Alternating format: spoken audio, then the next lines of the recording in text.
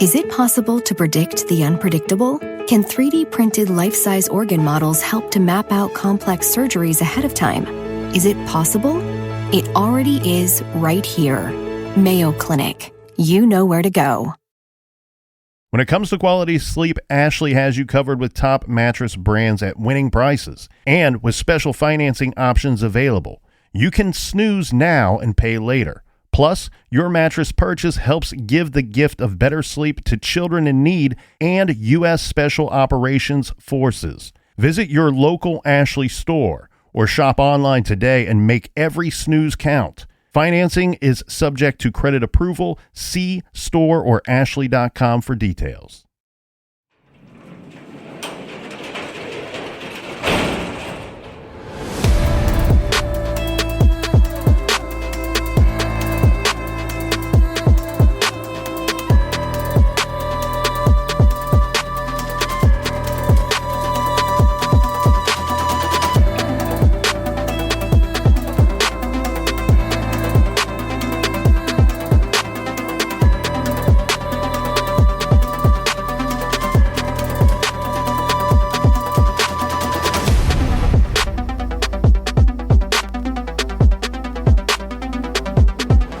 Welcome to True Crime Garage. Wherever you are, whatever you're doing, thanks for listening. I'm your host, Nick, and with me, as always, is a man who has only cried twice in his life.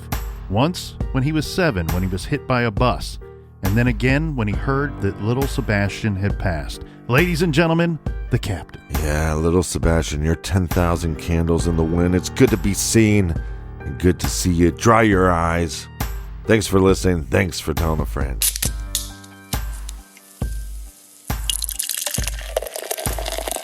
Today we are drinking Shiner TexHex Bruja's Brew.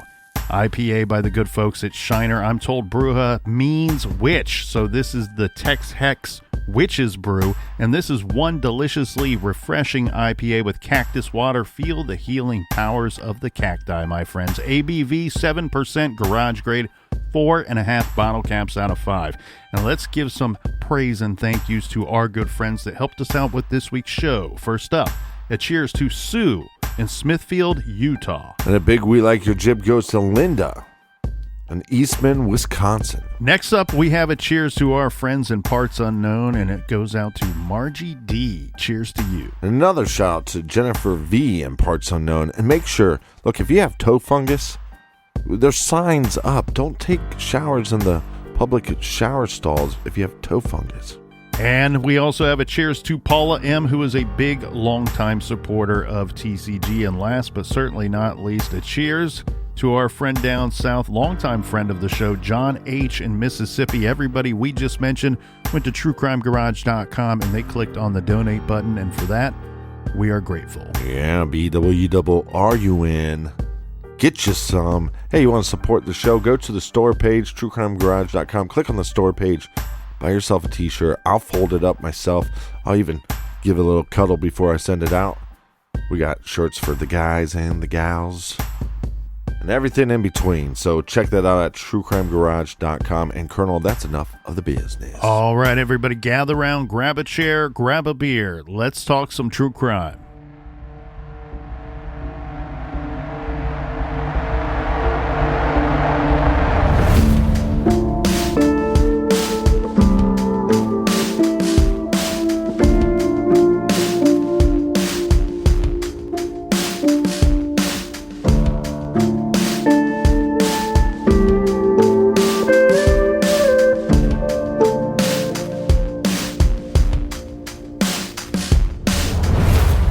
For myself, I have guilt feeling. The thing that I think most about is not being there to help Keith. If something happened to him, and if he did pull this car over here, and he went with someone or whatever, not being there to help him, you don't know how much guilt I have not being able to help him. As far as them polygraphing me or doing whatever they need to do, no, I don't have a problem with it at all. My motto is to find him. I need to find him. I'm almost 65 years old. I've got health problems. I want to find my son, and I want to find him before I pass from this earth. So, no, I don't have a problem with them, whatever they want to do. These new polygraphs are different than what I took before. You're hooked up different. They've used a computer, like a laptop, I think is what it was, and then put something under your feet. I don't remember doing that on the first one I took, but Detective Laughlin, the first one I took, they asked a lot of questions, yes or no's, and this last one's the same way, yes or no, but there was all 5 questions that they asked us, so he doesn't get into what I did on the first one, but these 5 questions they ask you, I think that if you have something to do with this disappearance or know something, it's going to show. My name is John Laughlin. I'm a detective with the Wichita Falls Police Department Crimes Against Persons Unit. I'm currently assigned to the cold case position, which is how I got to know Keith's case and his family, and why we're talking today. I've been with Wichita Falls. This is my 26th year. I've been in the Crimes Against Persons Unit. This is my 14th year in this unit, so it's felony crimes against persons. So robbery, homicide, sexual assault, drive-by shooting, unattended deaths, things of those nature. Those kinds of cases are what we investigate. I am the only cold case investigator that our agency has, and I am still required, part of my duties is to pull a week of on-call in the capers unit. So whatever comes up then, capital murder or anything, it kind of takes away, of course, the time needed to work on these cold cases. And this is a pretty voluminous case. Keith's case has been ongoing since the original report was made.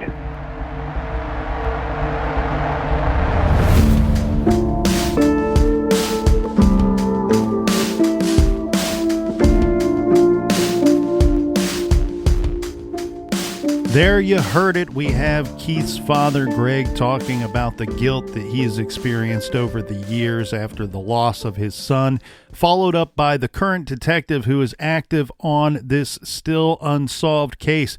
But again, a very active, not a cold case. That is Detective Laughlin with the Wichita Falls Police Department, explaining what it is that he does in the very difficult job that he has on the cold case squad. For me here, Captain, what I look at when I see this case, and after the details that we've gone through, it really boils down to 2 points for me, 2 points of interest for the Colonel. One being, do we look at Chris and Michelle, 2 people that we know that were with Keith that night before he went missing, maybe even one of the last people that seen him before he went missing? Or do we look toward this quote-unquote meetup or this meeting that he had at some point that night? Because what we have here sitting in front of us is the cold, hard fact that we know that Keith did hang out with Chris and Michelle that night. We know that they went somewhere.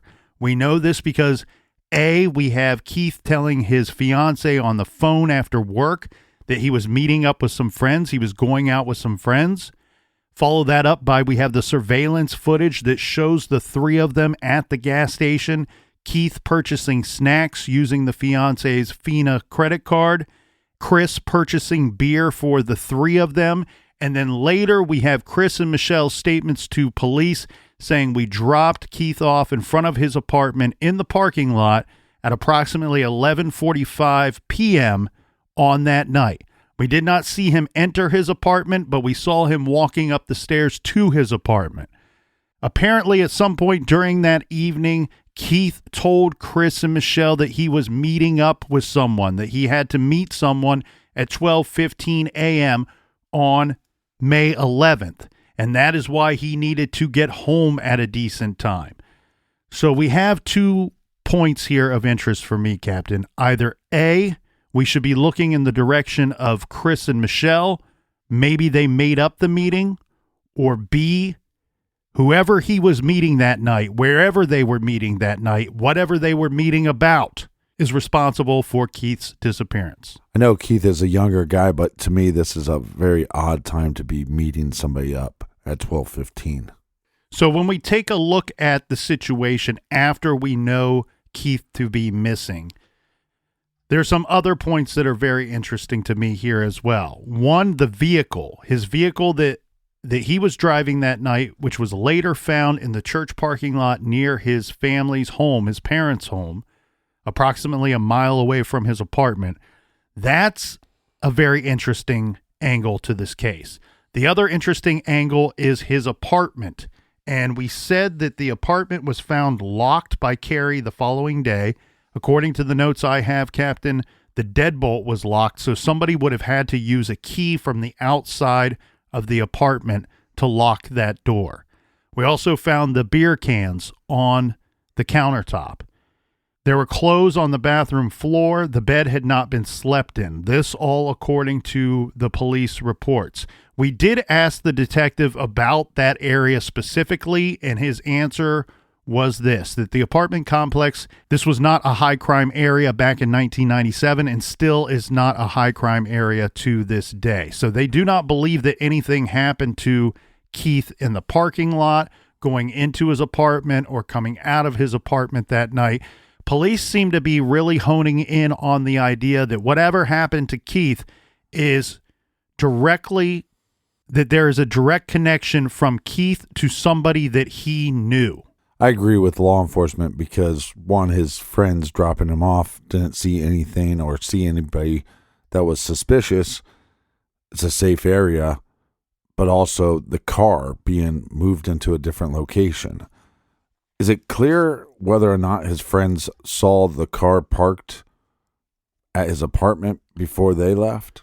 That's a really good question, and that is one that That's what I'm here for. Right, that's one that we spoke to the detective about, and they did not recall seeing the vehicle. However, the thing that's weird about that is it sounds to me like that was not a question that was asked of them.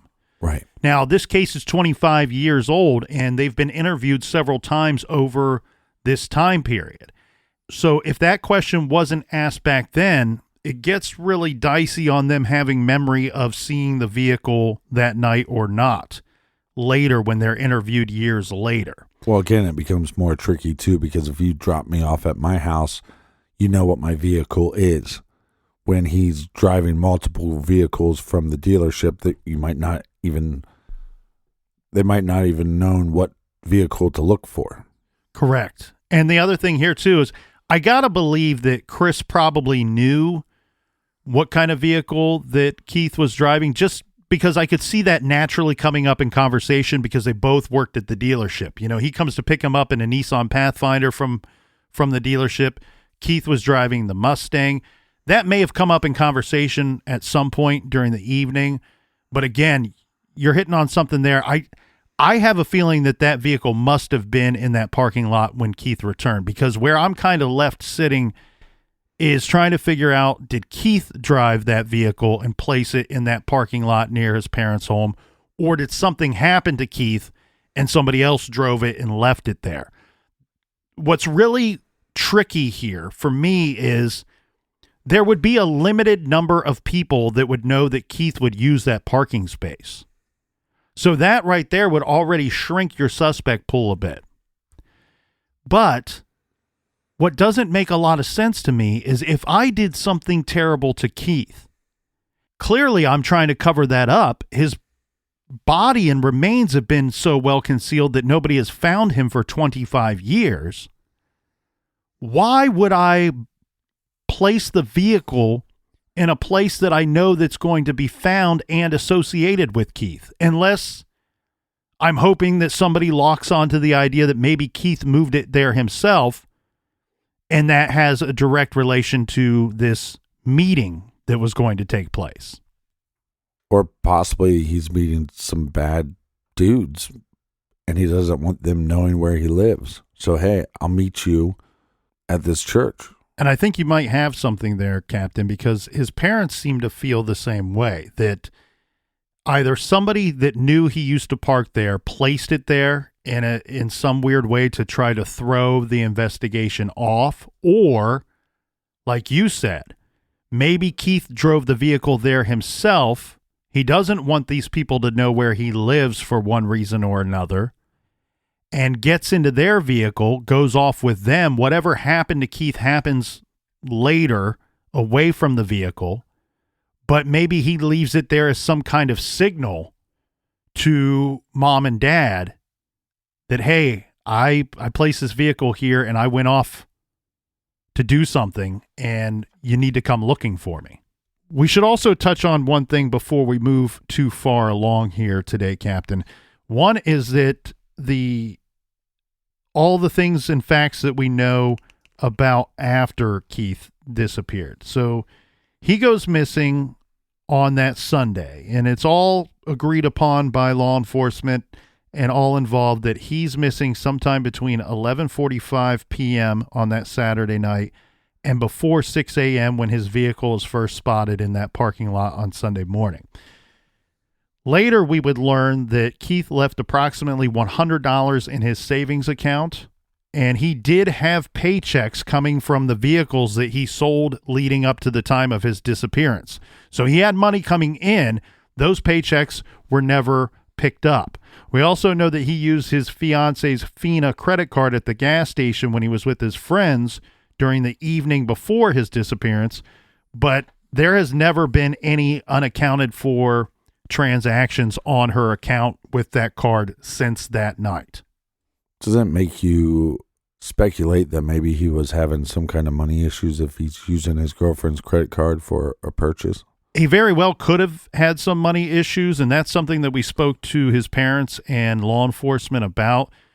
And we kind of get a mixed bag of answers here. So the general thought is this: he did have money coming in. He was having success selling vehicles at work.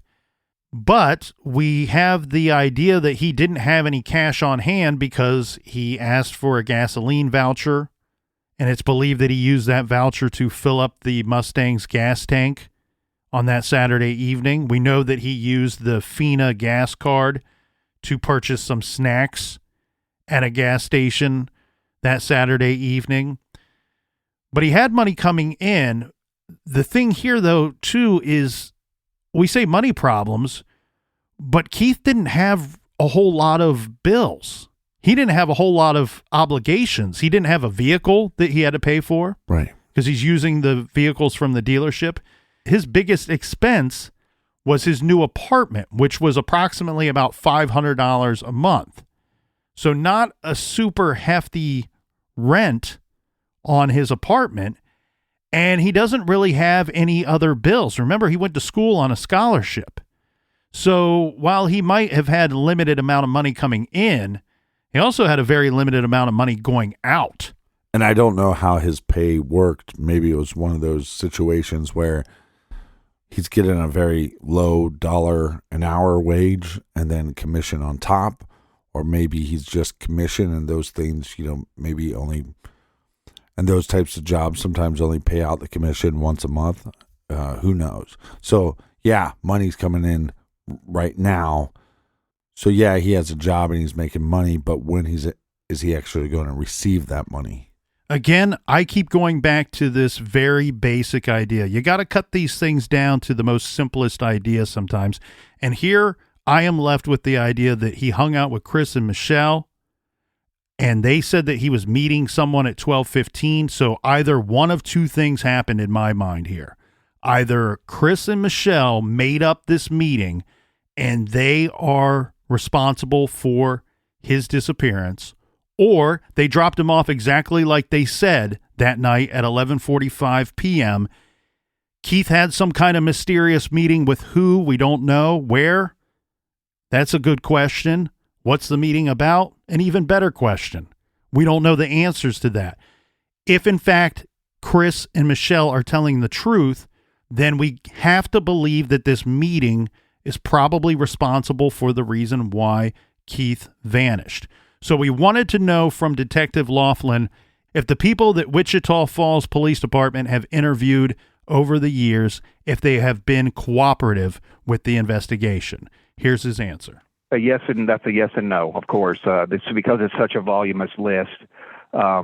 there's lots and lots of people that have been cooperative from the beginning. The last two people that were with Keith have been cooperative from the jump. They were interviewed separately without hesitation, passed a polygraph exam. They didn't have anything to do with his disappearance or know where he might be, which is, of course, that's where everybody's going to look, is who are the last people to see him. But just because they may have been the last persons to see him or report to the police that they saw him, obviously, if something nefarious happened to Keith, then technically they were not the last people to see him. Whoever did something to Keith was the last person or persons to see him. So there have been more persons on this long list of people to go back over and talk to that have been cooperative within the limitation of memory. You know, it's just something that at that time in their life or even now wasn't a significant incident or issue. They'll tell you everything that they can remember about it, but there's just only so far that they could go, but they're still willing to cooperate. And then there have been others that have not. They've either feigned cooperation, that said, yeah, absolutely, I want to help you, and then didn't follow through or follow up. So there's still more people to talk to, and there's still more work to be done. I do believe there are people that were within this North Texas community at the time that Keith went missing that know something. And it's just a matter of time before we identify them and identify what, if any, knowledge they have or involvement they have. So you think that Chris and Michelle have been truthful, but has there been anybody that can confirm their story about that night? Yes, they have been truthful and cooperative from the beginning. As I said, they would have been first persons that the initial investigators talked with, and then followed up with a polygraph exam, which they agreed. And Chris took one, and once he took his and passed his, Michelle was Chris's girlfriend. And so she knew Keith because Chris knew him, and Chris would hang out. They were coworkers. They worked together, Chris and Keith. And so she would have known him through that arrangement and been around him whenever he was around visiting with Chris.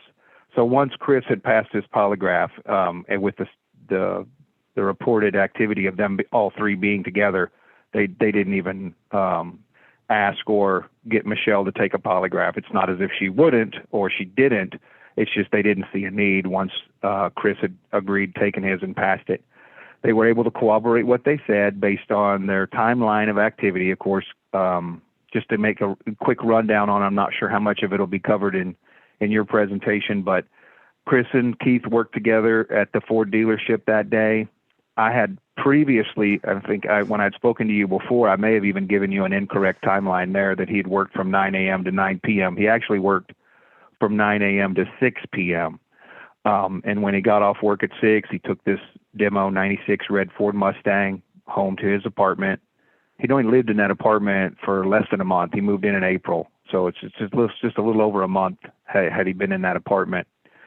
And Chris took home this Nissan Pathfinder as a demo and came over with Michelle to Keith's apartment. And it would have been around 9:30, 9:40-ish in the evening when they came over. And it was a plan to get together. They're going to go riding around. They're going to go stop by a few different parties and just hang out with, young people do this all the time. Again, we get 2 colleges in our town. It's not unusual at all for college kids or even seniors in high school to run around and hang out at different people's places for different parties on the weekend.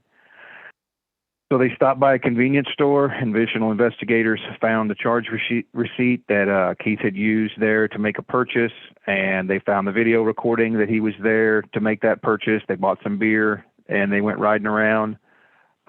When they took him back to his apartment, they made a quick stop at a car wash to hose off all the mud that had been on their Pathfinder. They went off-roading by the lake after they stopped by a party. So they were hosing the mud off. And at some point, Keith makes mention to them during the evening that he needed to be home because he was expecting to meet up with somebody later on. And so they took him back to the apartment. They dropped him in the parking lot. They saw him go up the stairs, but they didn't watch him go into his apartment, and they left. Later on, when Carrie, Keith's girlfriend at the time, got to Wichita Falls and got to the apartment, the nenext morning or next afternoon, she had found some beers on the counter, just as Chris and Michelle had said. Hey, when we dropped him off, he took one that he was already had open, and he took a couple more for later on. She found those there in the apartment. She found clothing that had mud on it, where he had gotten out of the truck to help wash it off and gotten some mud onto his pants and stuff. She found that there in the apartment. And she noted that the bed had not been slept in. So the bed was made, hadn't been pulled down. There'd been no impressions that somebody had laid in that bed or slept there. And that's kind of where the whole thing started. Once Carrie found that on the afternoon of Sunday, May the 11th, that's when she started calling around and checking with friends and talking to Keith's father and stepmother. And even they at the time thought, well, he might have tied one on and slept it off at somebody else's place. Whoever he met up with, it could have just been he went out partying with somebody else and he had too much to drink, so he stayed at wherever he was at. And they checked at a few places they thought he might be, and didn't find anybody that had seen him, and didn't find him. And it wasn't until the following morning, which would have been Monday, the 13th, that it's like, okay, Keith would have at least checked in by now. He's got to be at work today. We're concerned. And that's when the police got notified.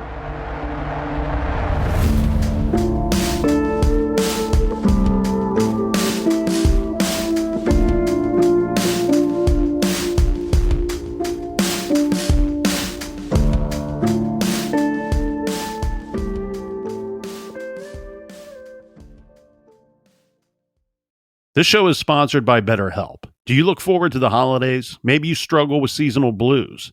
This time of year can be a lot, and it's natural to feel some sadness or even anxiety about it. But adding something new and positive to your life can counteract some of those feelings. Therapy can be a bright spot, something to look forward to make you feel grounded, and to give you the tools to manage everything going on. If you're thinking of starting therapy, give BetterHelp a try. It's entirely online, designed to be convenient, flexible, and suited to your schedule. Just fill out a brief questionnaire to get matched with a licensed therapist and switch therapists at any time for no additional charge. Find your bright spot this season with BetterHelp. Visit BetterHelp.com/garage today to get 10% off your first month. That's BetterHelp, HELP.com/garage. Is it possible to predict the unpredictable? Can 3D printed life-size organ models help to map out complex surgeries ahead of time? Is it possible? It already is right here. Mayo Clinic. You know where to go. Rosetta Stone is the language learning program with a lasting impact. I've been using their app to learn French, and it's not just about memorizing words, but actually having real conversations. And it's not just French. They offer 25 languages. Right now, Rosetta Stone has an awesome holiday deal, 50% off their lifetime membership. Every language, unlimited access forever. For anyone keen on diving deep into a new language, check out rosettastone.com. It's a game changer.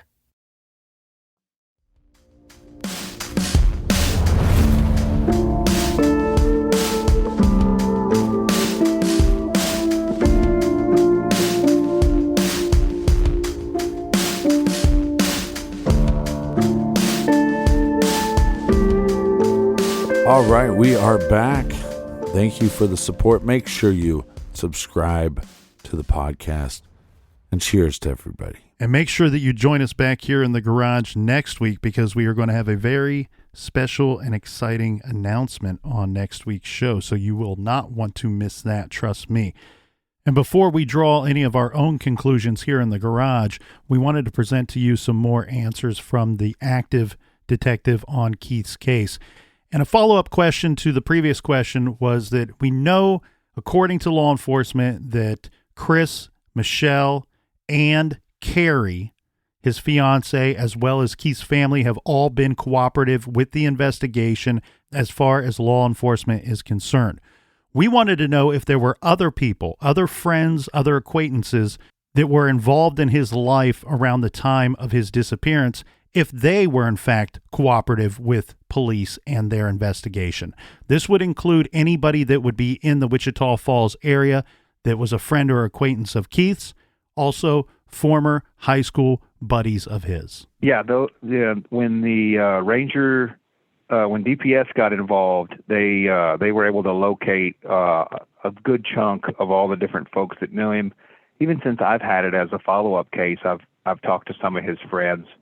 There hasn't. Again, there's been a handful of people that are either difficult to track down or locate. Doesn't mean they're uncooperative. We're just having a hard time finding them. There's been others that we have located that are no longer cooperating.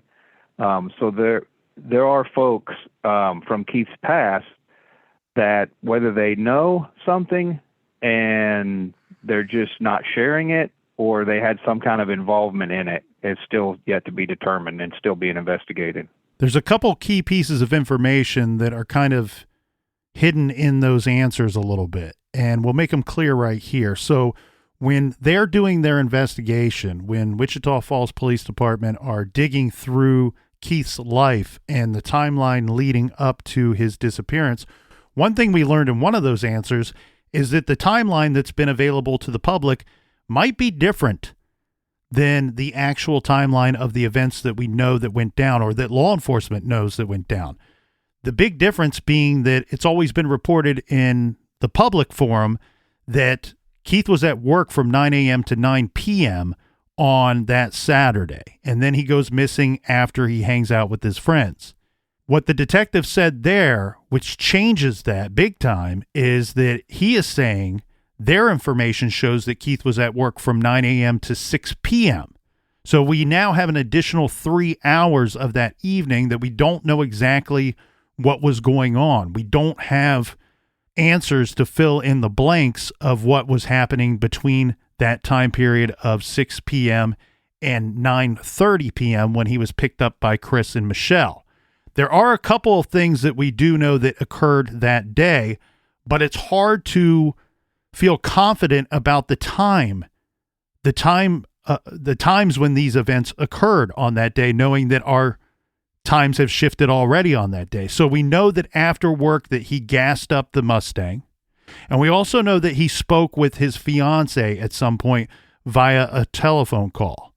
So we know those two things happen. It just gets very difficult, Captain, to put a time marker on both of those items when we now have an additional 3 hours to fill in that timeline on that Saturday. What we have to remember about Keith is that he went away for college, but now he's back. So he's back at his old stomping grounds. 4 years of high school there, playing sports, doing well, pretty popular guy. So now that circle of individuals that we have to look at is getting even bigger. And we know that when he was back in town, he was hanging out with guys he used to hang out with in high school. Yeah, and that's really interesting to me here, Captain, because, again, it sounds like law enforcement believe Chris and Michelle's version of the events, and that's that they dropped him off and he had a meeting with somebody after they dropped him off. Who could that person be? We don't know. But now that we know that police have these other people that they are aware that he was hanging out with, that he was probably going out with in the evenings, that now they have people that they can look at to see who he possibly was meeting with that night. And again, I still think that this boils down to either A, Chris and Michelle know what happened to Keith, or the person or persons that he was meeting after they dropped him off know what happened to Keith. Well, let's throw a little wrench into this whole scenario, though. This could be a big wrench. It depends on who you talk to. Well, yes, I agree. So the rumor was that Keith was starting to gamble. It's not really clear with who. Correct. That's a really tricky thing here, because what we are told is that his parents, this is something that they were not aware of. They didn't know that Keith was gambling on basketball.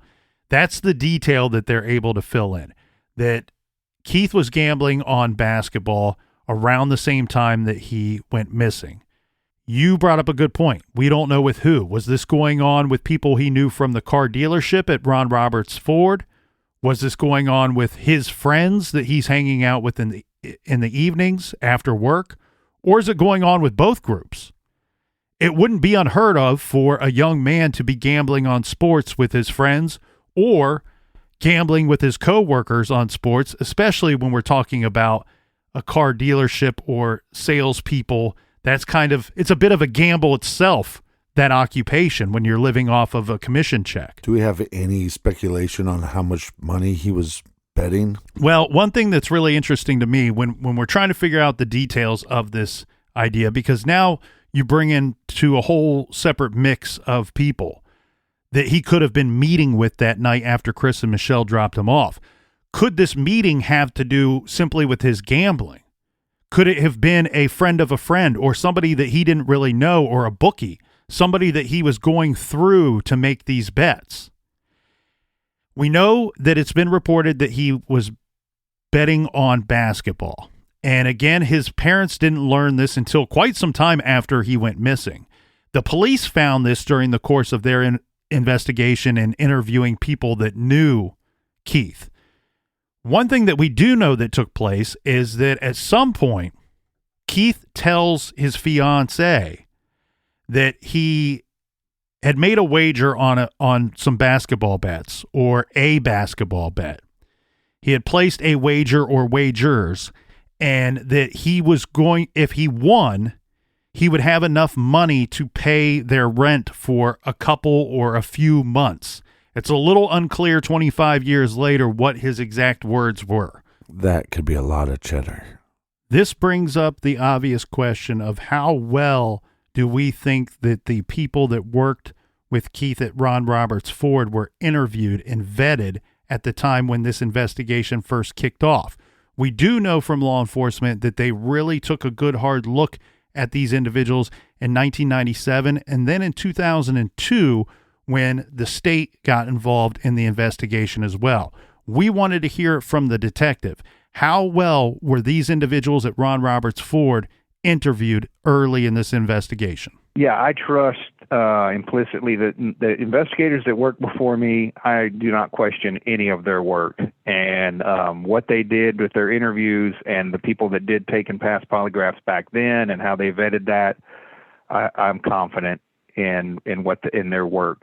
But I will do, just as I was telling Mike, I'm going to go back over this list again. And if there's anybody on there, even if they've already spoken to someone, I'd like to hear it myself. And I'd like to go back over it to make sure that I'm not missing anything.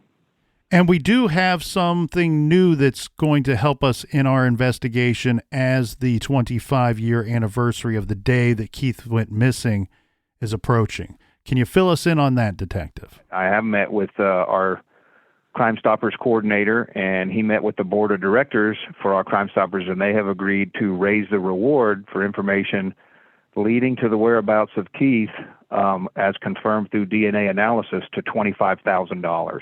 I mean, this is a very difficult missing person case because we have a timeline that's altered. We have individual stories that are incomplete at best.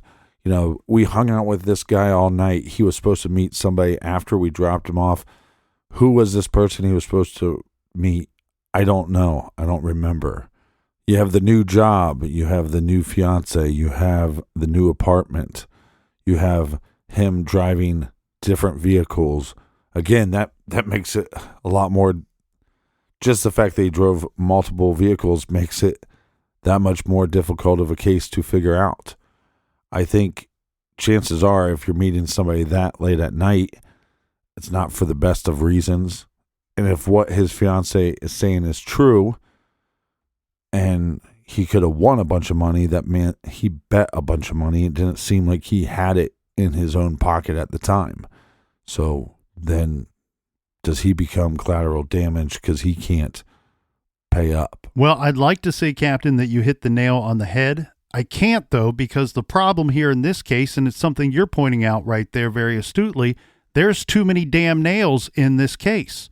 When you look at somebody who goes missing or they are a victim of a homicide, you first want to take a look at what is going on in their life that may be different from when everything was peaches and cream, right? And you hit a lot of those nails on the head. The new apartment, the fiance moving in, the new job.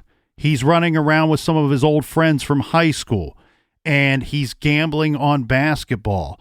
These are all things that were relatively new in Keith's life, that were new leading up to the point of his disappearance. We know that because all of these things took place after he moved back home from college in January.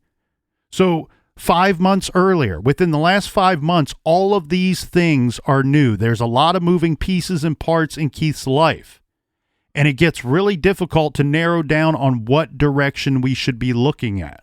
So I look at this case and I see just what you said, Captain.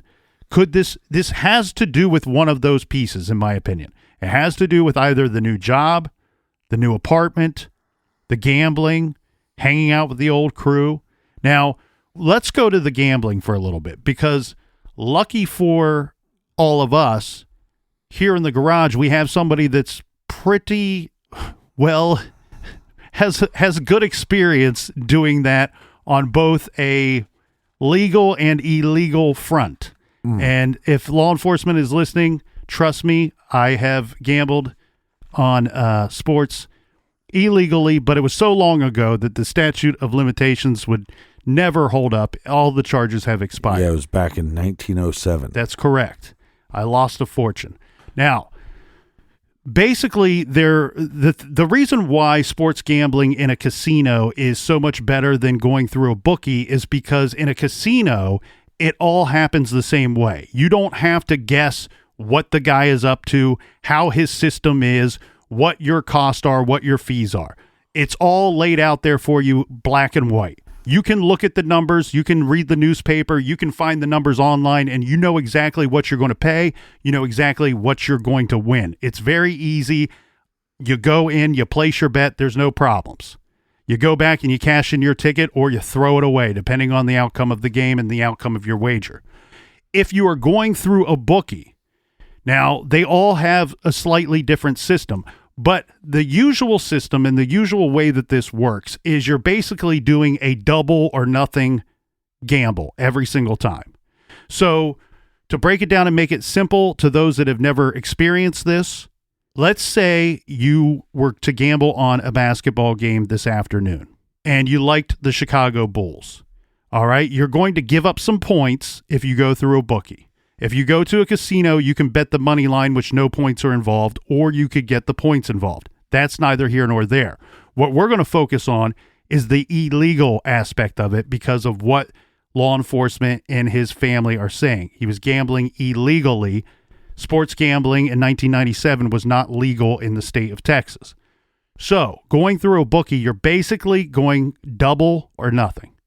So if you were to wager $100, you risk losing all 100 for the chance at winning $200. Now, if you lose, you have to pay juice. And juice is typically 10 to 15%. 10% being the majority of the time. 90% of the time, you're going to pay 10% juice. So you can make a $100 wager with the hope to win $200, or you can lose your $100 and have to pay an additional $10 fee for placing the bet with the bookie. Make sense? Pretty simple, right? I am picking up what you're putting down. Let's go back to Keith's words, because when we look at this and we say, all right, maybe this gambling is what caused his disappearance. I'm not going to rule that out completely, but I'm just trying to add a little more information to that angle. His words to his fiance was that if I win this bet, I'll win enough money to cover the rent for a few months, right? She never says what dollar amount he thinks that he's going to win, but his words were that I could pay the rent. We won't have to worry about the rent for a few months. We know from his family that he was paying approximately $500 a month for rent. So let's use his words. We won't have to pay the rent for a few months. 3 months, 4 months, that's $1,500 to $2,000 at best. That means that his wager with a bookie would have been for $750 cash or $1,000 cash. Double or nothing. Plus the juice if he loses. What I'm getting at here, to me, that does not seem like the amount of money to take someone's life. Usually these individuals are dead set on collecting the money. It gets really difficult for them to collect the money from you if they kill you. and you don't have that money on your person. Keith had money coming in from his job, and he was doing good at his job. So my thought goes to maybe the reverse. Maybe it's not a situation where he was losing this wager and someone came to collect. But what about the reverse, where the money is doubled? He won. And he won. Mm-hmm. And he went to collect, and all of a sudden, somebody's not such a good bookie and they don't want to pay him. Maybe an altercation breaks out. I guess the same would be true on the reverse of that as well. But we should also look at this at the idea of maybe he won that wager. I have a difficult time believing that this had much to do with a basketball bet because it was May 10th when he went missing.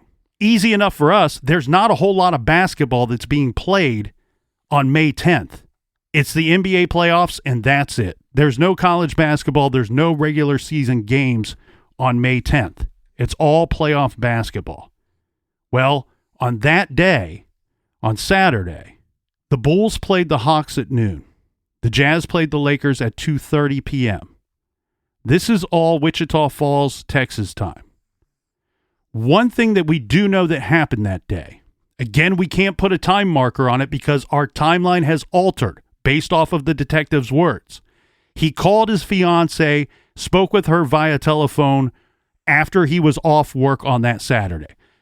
That could have been as early as 6 p.m., could have been as late as 9:30 p.m. before Chris and Michelle picked him up. The problem with that phone call then becomes this. If his words are, if we win, I can cover the rent for a few months. The problem with that statement, regardless of what time we put that phone call, at 6 o'clock at the earliest or 9:30 p.m. at the latest, both of those games are over for the day.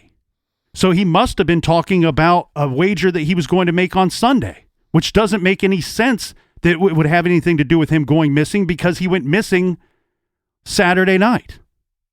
So the gambling thing certainly throws a wrench into it, but I wonder if it's just a red herring that has nothing to do with why we don't know where he is. Right.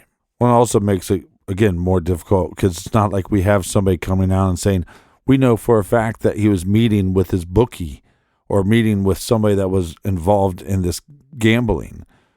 And because he went to high school there, he has a bunch of old friends that he could have met up with, bunch of old acquaintances he could have met up with. And who's to say he didn't meet up with a female that night? You really have to leave everything on the table here in this case until you can start crossing some of them off. And that's why I wanted to try to, and I know that I didn't completely, but try to cross off maybe this gambling. The thing that's difficult, though, here too, Captain, and I trust Detective Laughlin. He's got a stellar record. He's a cold case detective who has cleared 4 cases, which I don't know that the general public know how difficult clearing cold cases are, but this man and his unit have cleared 4. And we say unit, and he says, you know, I've done this with the help of my fellow men and women that I work with. But at the same time, you hear him say in his introduction, I'm really the only one in this unit. So he's done a damn good job over the years clearing these cold cases. But one thing that I have a difficult time with is when I hear that Wichita Falls has cleared, that's kind of his words, that we've moved on past Chris and Michelle, who we know that he was seen with that night. The reason why I can't move on from Chris and Michelle is the fact that we are told that Chris took a polygraph test and passed, and he's been cooperative. Michelle has been cooperative, but she was never asked to take a polygraph test. Don't email me and tell me what big batch of bullshit polygraph tests are. I understand what they are. What I'm saying is if you are using them to eliminate people, then we need to look at it as such. One took one was not asked to take one. The problem with that is if you are going to believe the one that took one, that both of their stories are right, based off of that polygraph and their cooperativeness, well, then the other person should have taken one too. Who's to say that this Chris fella that he worked with at Ron Roberts isn't some kind of closeted psychopath that has the ability to untruthfully answer these questions and pass the polygraph test? And the reason why I circle back to that is because the only people in Keith's entire life that say that he was meeting anyone at all that night was Chris and Michelle. We need to figure out how truthful that item is, because if that is truthful, then that means Chris and Michelle had nothing to do with it, and whoever Keith was meeting had something to do with his disappearance. Now, Chris and Michelle would have had the ability to stage his apartment to make it look like he had returned that night. Again, it's only Chris and Michelle's word that they dropped off Keith and that he was walking up to his apartment, but we never saw him go in. They say he had the meeting. They say they dropped him off. The evidence at the room at his apartment makes it appear like Keith came back to the apartment that night. But the problem with that becomes, what is the evidence? That the door was locked, that there were beers on the counter, that there were clothes on the bathroom floor, the bed wasn't slept in. Me and the captain could lock that door, place beers on the counter, and put clothing on the bathroom floor. Well, and on top of that, because there's two of them, hey, meet me down at the church. Let's move his vehicle. And we have his parents who said that Chris would have known that Keith parked vehicles there at that spot. Now, I want to be clear, not trying to point a big giant finger at Chris and Michelle. I'm just simply saying that I don't think that we can move on from either of them yet. I think that a good follow-up would be to keep them on the possible list, because until both have been polygraphed, if that's going to be your method of clearing people, then we need to polygraph both of these individuals. Again, I do feel confident in what the detective is telling us, so I don't want to stay on this too much. The other outside factor here is what was going on at Ron Roberts Ford. We know that he had worked there for about 8 weeks before he went missing. And there have been rumors about this dealership throughout Wichita Falls for 25 years, for the entire time that Keith has been missing. Some of these rumors include that some of the individuals working there were involved in narcotics, were involved in the movement of drugs, maybe even using those vehicles to transport drugs. There's even been rumors that when they built or renovated the place, that Keith might be buried at the location. These things throw a whole nother big wrench into this story. Could it be as simple as Keith took the wrong car, that somebody had stashed a bunch of something in that trunk of that car, and Keith signed it out, not knowing that he had taken someone's stash or moved something that he wasn't supposed to move, or something that somebody needed access to right away? It's a very difficult case, and again, there's too many nails to hit the right one on the head. The thing that I can't get over is the movement of the car. I'm supposed to meet somebody up. Again, not clear if it was supposed to be at his new apartment or if he's going somewhere to meet them up. But to me, I'll meet you at the parking lot of the church. That's a good place for you to pay me my money, or for me to pay you the money. But I don't think he had money. He was working at this job for not a long time. These are commission-based jobs, or at least a portion of your pay is commission-based. And so it seems like he was in some need to get some fast money. And whether that was to do a job of moving drugs or that was through this gambling. But I think the movement of the car is really important. And because there are so many different avenues that this investigation could take, that is why Wichita Falls Police Department needs your help. That is why, more importantly, Keith Mann's family, you heard his father and his stepmother, you heard the emotion, the heartbreak in their voices. That is why his family, Keith's family, needs your help. Because law enforcement is convinced, and I am as well, and so is the captain, that it's been 25 years, and that somebody, whoever's responsible for what happened to Keith on that night, they've probably told somebody. And there are other people that weren't responsible for what happened to Keith that know what happened to Keith, that they've heard rumors or been told stories. And for whatever reason, they've not felt comfortable coming forward with that information. Now's the time. It's 25 years later. Give the family some hope. Allow this father to bring his son home after all of these years. Make a phone call or submit your tip online. The reward has been increased to $25,000 simply for the location of Keith's remains. They don't even have to bring charges against somebody to pay out that reward. They just want to bring Keith home. And before we close out, we'll have Detective Laughlin tell you the best place to send your information. Okay. Straight to me is my phone number is 940-761-7762. And that's to the CIS secretaries, and then they will transfer the call to me.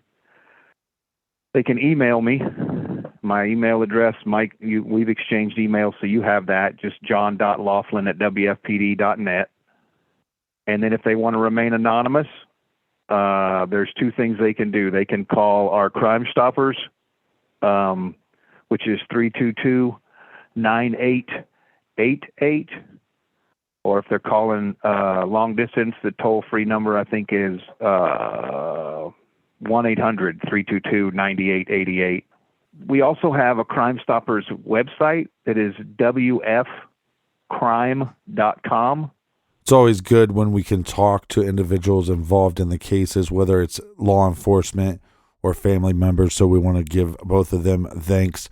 In this case, somebody saw something, somebody knows something, somebody heard something. Please come forward with information.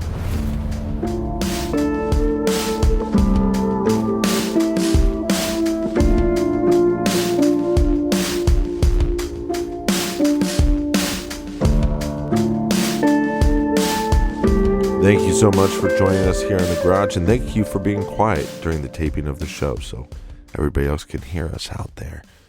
If you need more True Crime Garage for your earballs, check out our bonus show. It's called Off the Record. LeBron James gives it 2 thumbs up. Kristen Wiig says it's not only smart, but it's also sexy. So thank you for that nice compliment. Get that bonus show on Stitcher Premium. $5 a month, people, and you get some extra goodness. But Colonel, do we have any recommended reading for this week? Yes, we do, Captain. This week we got some recommended listening. Please listen to the Criminology podcast. We did this last year, Captain, when we teamed up with the Missing Persons pod, when in the same week, to bring as much awareness to a case as we possibly could, well, we here at the Garage and the Missing Persons pod both covered the Page Coffee missing persons case out of the greater Cleveland area. Unfortunately, Paige is still missing, and we still very much need the public's help in that one. This week, check out the Criminology podcast hosted by the two Mikes. Good friend of the show, of our show, Mike Morford. He's the Zodiac, the man that knows all things Zodiac. They will be releasing an in-depth look at the case that we just covered, the Keith Mann missing persons case. So please check that out. Check out our friends at the Criminology podcast. You can find that recommendation and many more on our recommended page at truecrimegarage.com. Thank you so much for listening. Make sure you subscribe. And until next week, be good, be kind, and don't live.